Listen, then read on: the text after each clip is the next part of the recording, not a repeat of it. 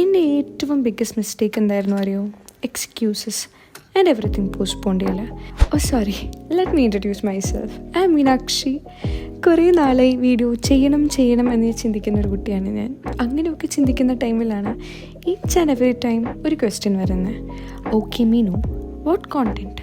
അങ്ങനെ ചിന്തിച്ച് മാസങ്ങൾ പോയി, വർഷങ്ങൾ പോയി. അപ്പോൾ നിങ്ങൾക്കിപ്പോൾ തോന്നും, ഓക്കെ സോ ഫൈനലി കോണ്ടൻറ്റ് കിട്ടിയല്ലേ?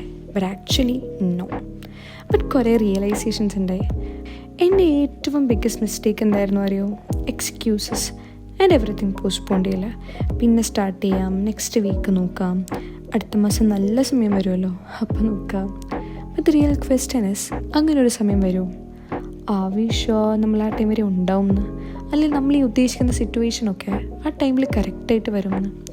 നോബഡി നോസ് അല്ലേ? So why waste time thinking? If you want to do something, just do it now, no tomorrow. Because നാളെ നമുക്കൊരു ഗ്യാരണ്ടി ഇല്ല. ഓഫ് കോഴ്സ് സ്റ്റാർട്ടിങ് ട്രബിൾ ഉണ്ടാവും, ഓക്വേർഡ് മൂമെൻറ്റ്സ് ഉണ്ടാവും. But better be awkward today than regret tomorrow.